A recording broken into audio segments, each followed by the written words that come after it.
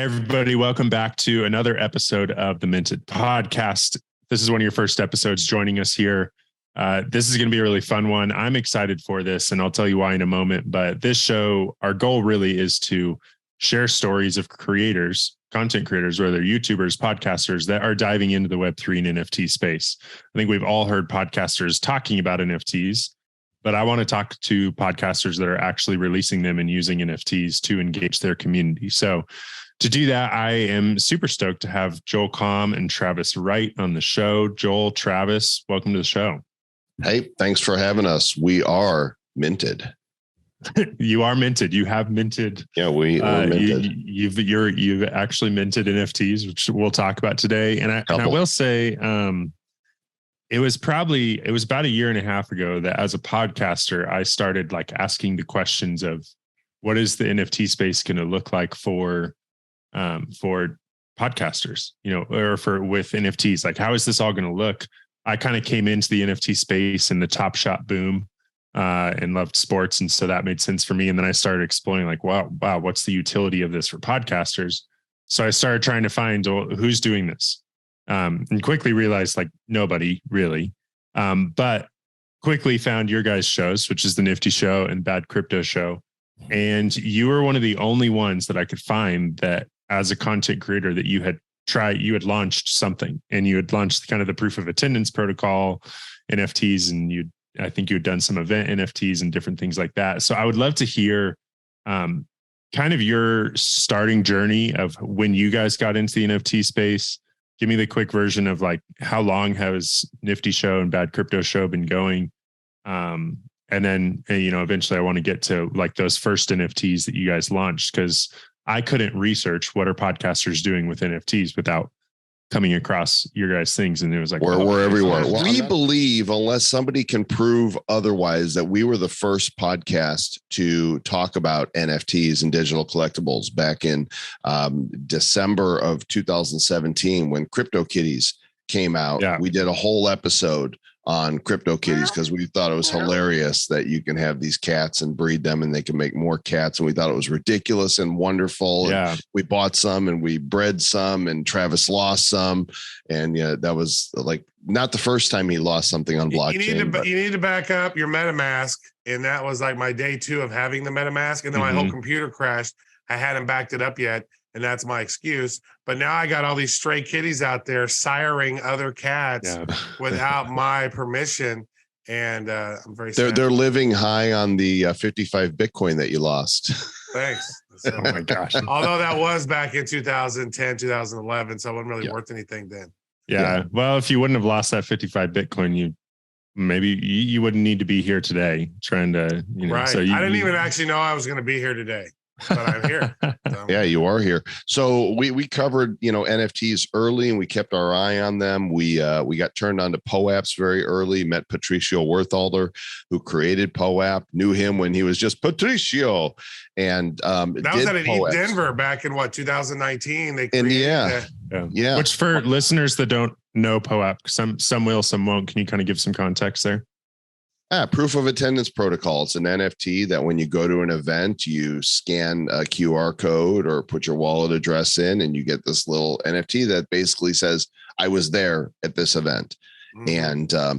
And we use that. Travis is our artistic wunderkind here, and he created an NFT for Washington Elite, which was in Miami in January of 2020.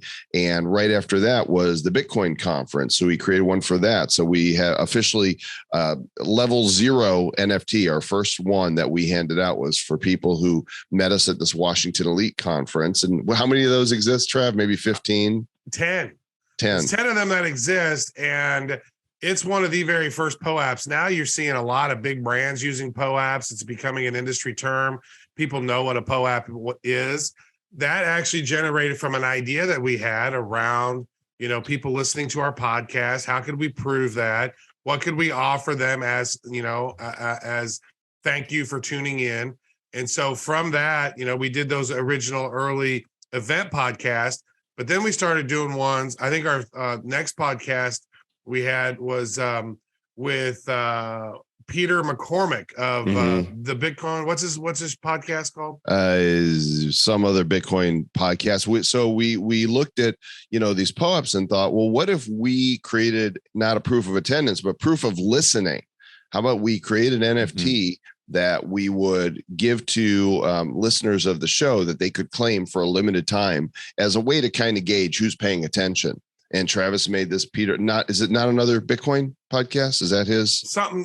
show? I don't know. Peter McCormick. He's pretty infamous. And then, we ended up having Ron Paul on. We did a POAP around that. We interviewed Vitalik Buterin. And so these were all based on Ethereum. And what would happen was we would basically give all the addresses that we want to drop it to, give them to Patricio early on. He'd go in and drop all of them. And then the gas fees started rising and getting a little out of control over time.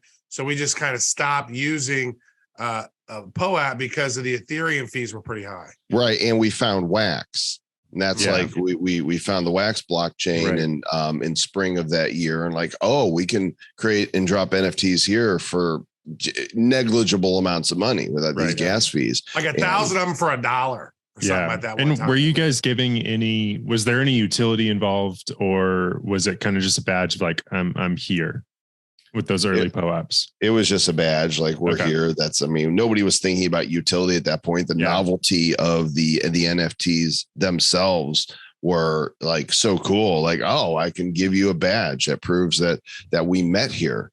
And so, in the early days, it was all collectibles, even everything that we produced on Wax, it was before people started talking about unlocking things. And that was when I was getting into it with Top Shot. And that was what kind of made everything click for me, was realizing I can actually understand how there's value as a collectible of there only being, 1,000 of these LeBron James dunks, and that I can prove that I'm one of the official owners. So that was kind of when it was shifting for me too, of I understand the idea of digital collectibles and the value of it.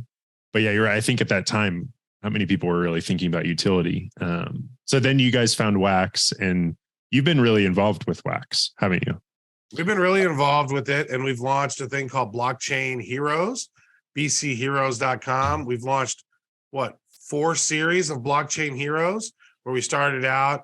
The first 50 were basically based on luminaries within the crypto industry, people who've done great stuff. They were the heroes of blockchain.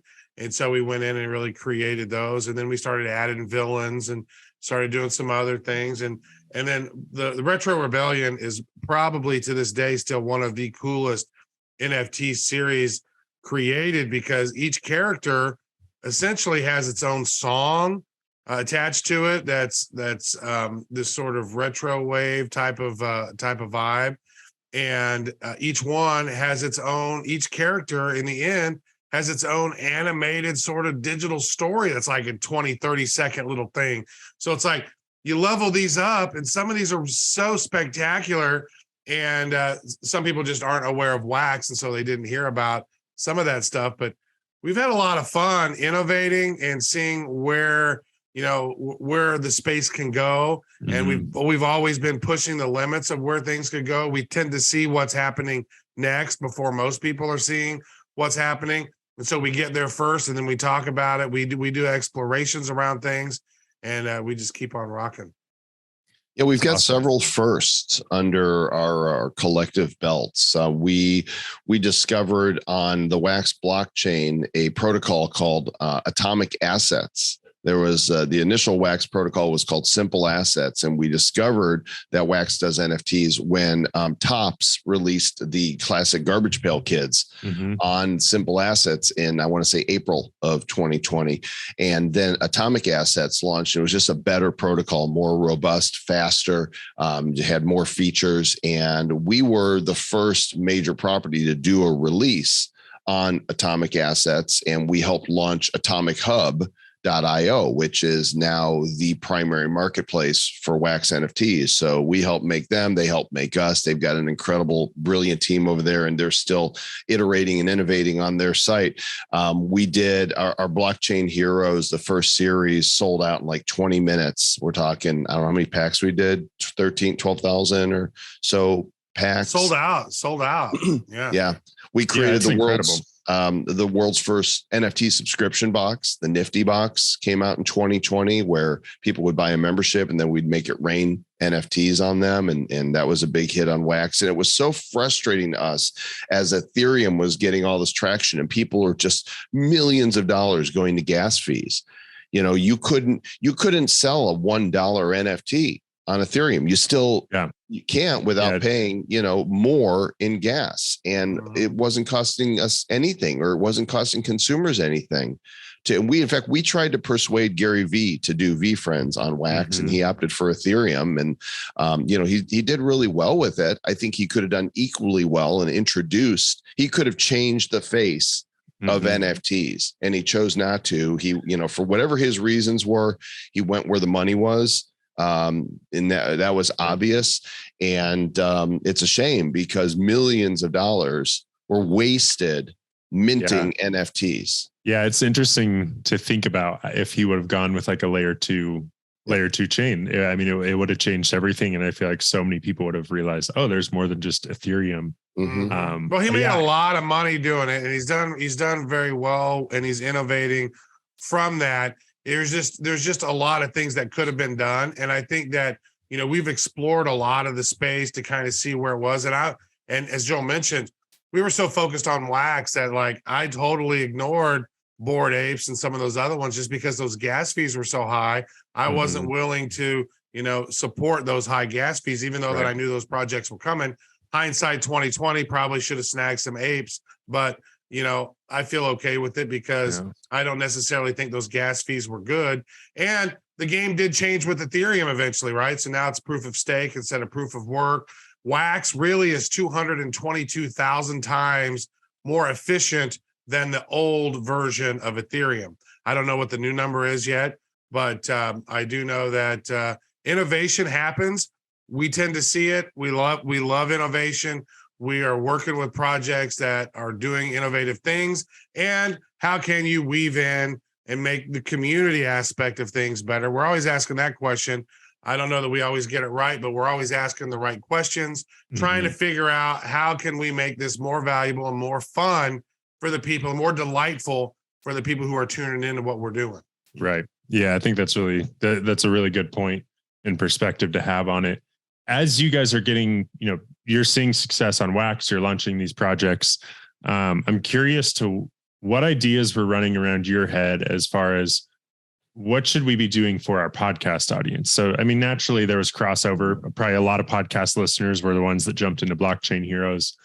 But I think there's like still a separation in those projects. And so what were you thinking of as far as how do we incorporate NFTs, and should we incorporate NFTs for the Bad Crypto Show or for the Nifty Show? Yeah. Well, we, as much as we love Wax, we are blockchain agnostic. We want our brands and our messaging to go wherever, so we've actually released some Blockchain Heroes on Polygon, and we've released them in the Quid app, which is going to be mintable to Ethereum for the NFTs that were bought there. And we discovered Uncut.fm, which is the current home of what we are using, primarily because it's an easy tool for us to use and because they're minting on Polygon for the Bad Crypto podcast. And so what we did, and I can, for those that are able to view, you can see my screen right here. We created this membership card for the Bad Crypto Nifty Club, and we didn't give it away free to our listeners because bots come in and take free NFTs. So we just charged a nominal price, 0.002 wrapped ETH, which right now, as of the 21st of November in 2022, is $2.21. I think when I bought it, I think I spent $5 on that card. Yeah, so, man, I got You could have got them cheaper. That's the I should deal. have waited. But by having one of these in your wallet, you're entitled to the benefits that you see here. But among those benefits are airdrops.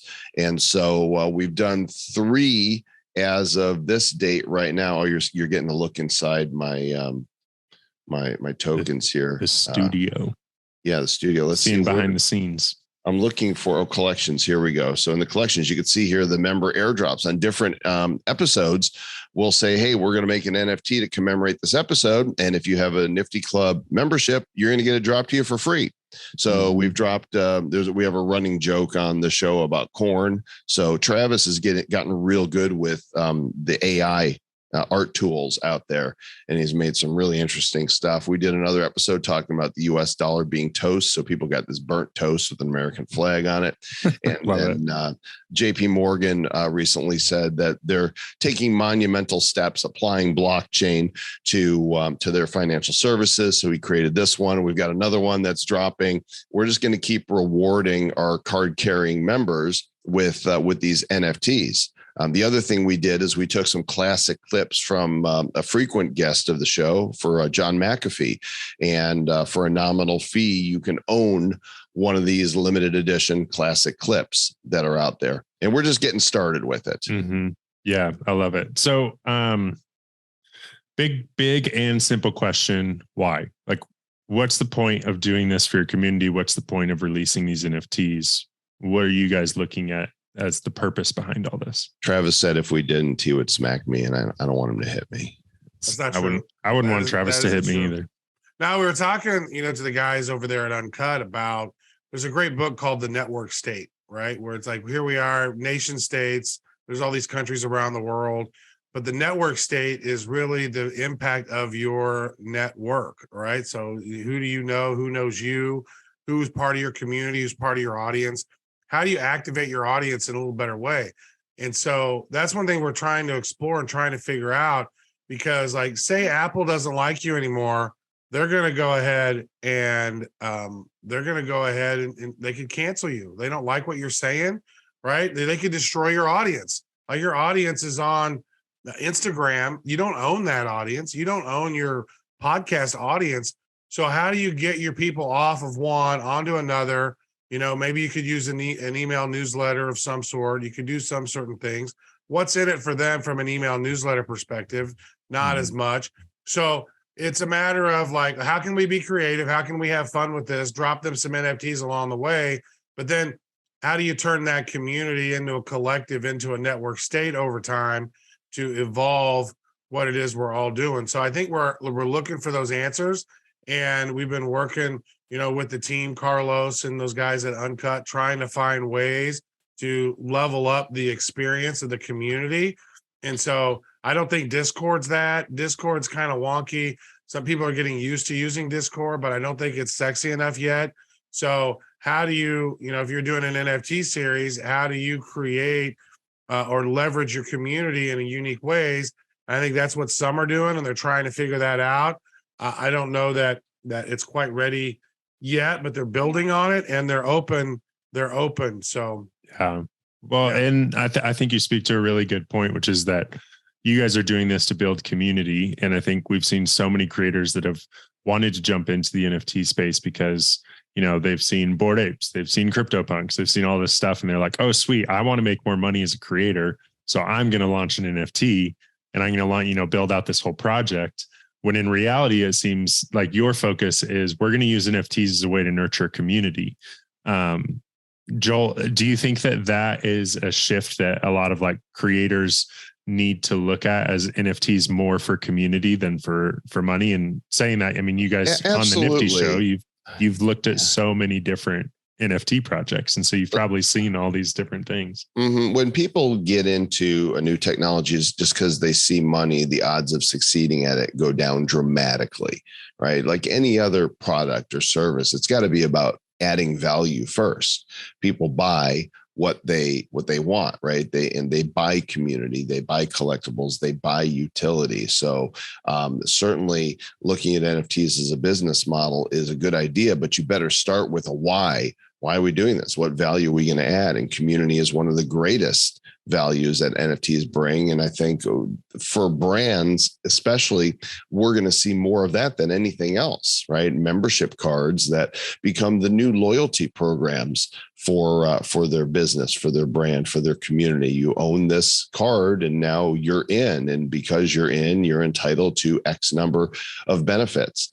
So that's going to happen here in the coming years. We're going to see a lot of brands move their little punch card or their digital items they have on the phone to be able to scan, say, okay, I earned so many points because I bought 3 tacos. That's going to go into a blockchain based program where holding that card makes you a member. Some of them will be free. Some of them will be paid. Yeah. Yeah. I love that. And I mean, you've had probably hundreds, maybe thousands of NFT projects that I'm sure people have reached out to and said, hey, please talk about our NFT project on the Nifty show. Oh yeah. So I'm curious to with the context that you guys have of how many shows, how many projects you've looked at, what's your recommendation for podcasters, for YouTubers, really for the creator economy, as people are like, you know what, I think I want to get into the NFT space. What's your recommendation for those creators wanting to dive into NFTs? I would say for them to do their own research and figure out what they want to accomplish with their podcast. Is it something that they need to do, that they want to deliver to somebody? What is it, the experience they're trying to do? Because the more of these that you have, that's one of the things is that we're thinking of potentially is the more of these that you've collected, right? Because if you didn't get this card at the early time, then you don't get those old ones. So then maybe you get 5 of these or 10 of these or whatever. You could burn them together, or maybe we know you have this many, so we can drop you something else. But I think realistically, it's about making it fun for your audience, engaging for your audience, adding value to them somehow. And maybe as Uncut, opens up more of their platform around the community side of things. I know they're working on a lot of really interesting stuff. And they're building it out. I don't know that's necessarily fully ready for prime time yet, but I know that they're putting the time and effort into making something cool. And I think they're open to hear. So it's like, what ideas do you guys have potentially that might, be beneficial for Uncut to understand that you need for your community? And how do you get your community off of Apple and off of Spotify? Because a lot of those don't even exist. Right. Unless you're actively working with them, there's no place for some of those. Like my podcast, I don't have any place on Apple for a community to gather. They could go and leave a review. On Spotify, there's no place for a community to gather. They could leave a review.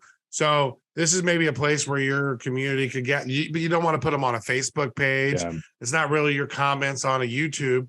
So, I guess maybe it's your Discord potentially, but you don't even own that. So how do you get to a point where you own the data of your audience? And then what can you do with that once you have that? Joel, what do you think? Yes to everything he said. Just make sure that there's a real purpose to it. Yeah. And, community builds over time, right? So for anybody who's doing a podcast, you want to make sure that you can own that customer base in a way that the podcast services don't let you. And NFTs are a way to do that. You know exactly who's got your membership NFT in their wallet, and you can reward them at any time. You can message them. We originated NFT mail back in early 20 or late 2020. I think we part were of the Nifty box. Ones. Yeah, part of the Nifty box. And I said, hey, Trav, design us up something that looks like email as an NFT. This tight little thing with a little bit of text, subject line, and you're able to drop these NFTs as NFT mail to people who have this NFT, and it gets attention getting, and it's not there for them to buy, sell, or trade. It's for them to get noticed. Right. Oh, look, but everybody looks at their NFT wallet, right? Your email, you may check regularly, but you got a lot of spam. So there's stuff that never arrives. But if you get an NFT in your inbox, you see. Now, what we're seeing is on OpenSea and on Ethereum, they are starting to hide NFTs that are seen as spam. And that's not a bad idea, because, we weren't spamming, we were targeting. You're holding this NFT, so we're dropping you a message. But now what we're seeing are people promoting, other collections, go buy this. And we're seeing all types of scam NFTs drop to people on Polygon. So I guess OpenSea is doing right to hide them. But this is a way for, you to be able to engage with that community and add value. Yeah. I think that's the point here, is that it's a way to be able to add value to your community. As we bring this to a close, I'd love to hear your perspective on maybe if you have a couple like quick recommendations or things you've observed from successful NFT projects versus NFT projects that have flopped, because you guys have reviewed so many, you've seen so many. What are some of the key characteristics of NFT projects that are making it and that are going to continue to make it in your perspective? Well, there's a presentation that we put together, like what was the top 15. Yeah, in fact, I'll find a link to it. It's on my blog, which was 15 things to look for in an NFT launch. And this is both from the perspective of the buyer, the consumer who's going to evaluate NFT collections, as well as those who are creating. These are things that you need to have in mind, and it's not an exhaustive list. It's what's pretty exhausting, but I think it covers most of the bases. And so I'm going to give a link to that for you, and you can share that. We'll put it. We'll put that in the show notes, because I think that answers the question better than you could right now, because you've already done the work to put. And you can see like the projects that are doing that right. As much as VFriends and other collections have fallen in value, Gary is focused on bringing value to what people have already purchased. The one of the greatest examples right now is a collection that we both got to buy in early is the Bulls and Apes project. These guys were the first ones, to my knowledge, to come out and say, we have a 6-month money back guarantee on these NFTs. If you purchase these at whatever the price was, 0.17 ETH, I think, if in 6 months, if you have not used any of the utility associated and you have not, they're sitting in your wallet from minting them, you haven't moved them in 6 months, if the floor is below what you paid, you can get a full refund of what you paid. That takes cojones. And obviously there's no reason for people to refund, because the value is up on all of them, because the utility they continue to bring, and they keep iterating and bringing new utility to the set. They just did an acquisition of another classic set, the Bulls on the Block. And so, I feel like people who are willing to take risks in the space should be paid attention to. The ones that are just doing another PFP project that are saying, oh, and we're going to have a game and we're going to have a metaverse, blah, blah, blah, blah. Like, tell me what's different and unique about your collection. Otherwise, you're just like everybody else. Yeah. I say it's blah, blah, blah, Joel. Check out our blah, blah, blah at blah, blah, blah.com. And we got some blah, blah, blah NFTs, and it's very blah, blah. Of it. Well, guys, it's great to get to pick your brains about this, see where you think this is going. Get out of my brain. Any exciting updates for the NFTs coming down the line for the Bad Crypto podcast specifically? So, no. just get the membership. Get the membership. Get the membership. You never know, at any given moment, we can go, oh, got a great idea. Let's do this to add value.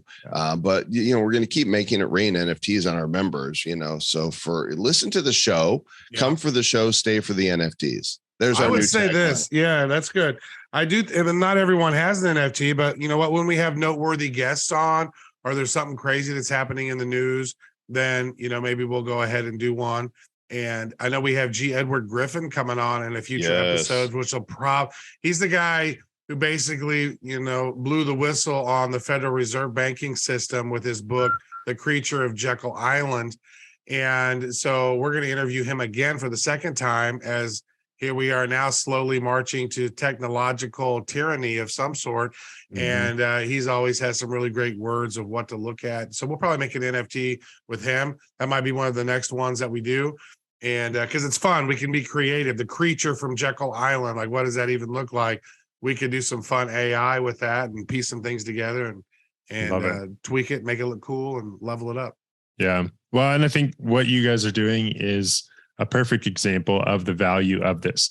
If people like your show, if they like what you're talking about, if they like what you're doing, join the Bad Crypto Club, and you're going to get rewarded. You're going to get to know you guys better, get to be more of a part of kind of your inside circle. And so I think that's a perfect example of it, is getting to be not just a listener or a download number that you guys see on your podcast host, but actually, they can actually get involved with what you're doing for the future. So I think a lot of people could use their club, their NFT club, as sort of like a crypto Patreon kind of thing, right?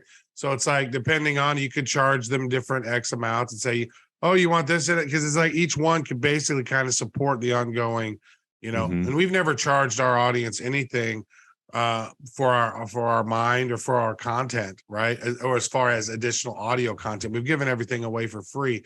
Now, when people are part of this, we would most likely give away the crypto club card too, just to real listeners. However, those people just want to come. Those damn bots. We're trying to debot. Pony up your $2. It's worth it. Yeah, I love it. Cool. Basically, also teach you how to use crypto if you don't already know how. $2. Yeah, get the cryptos. Yeah, totally. Yeah, it's in doing it through Uncut. It's just such a simple way to kind of on ramp and get in there. Last question. Joel told me I could ask anything. I mentioned to Joel before the show that I remember in high school hearing, "Hey, did you know Zach's dad created this app called iFart and it's on the App Store," which iPhone had just came out. I'm curious, as the creator of iFart, where'd you get all the sounds? Oh, that's classified material. You said I could ask anything, but I guess I said you can, but I'm telling you. So I can neither confirm nor deny that they were either real or manufactured, but I can tell you that if you went to the restroom in our office building, there was a sign on the door that said research and development. Love it. I do remember some of them were so juicy. I was like, that is the juiciest fart I've ever heard. That has to be a real Joel. I mean, sometimes we're doing a podcast and then I don't know if Joel pushed the button on iFart or if it was real or he's just getting old. That was Eric Swalwell. Well, guys, you catch a real Joel fart in the wild. It is amazing. As my mom would say, it's not a fart, it's just air. And then I would say, yeah, air that's been up your ass air. He's like, I don't see what the big deal is. Well, you're not the one smelling it. Oh my. Well, you brought it up, man. I did. I brought it up. So anyway, it's good to end at this end. Here we are. You walked right into this stink here. So I did. Guys, really grateful to have you on the show. Best of luck to everything that you're doing. Listeners, go join the Bad Crypto Club. We'll link it down in the show notes below. And I'm excited to see how it continues to evolve. And we'll have to stay in touch about everything you guys are doing. So thanks for jumping on the show. Thank you, Seth.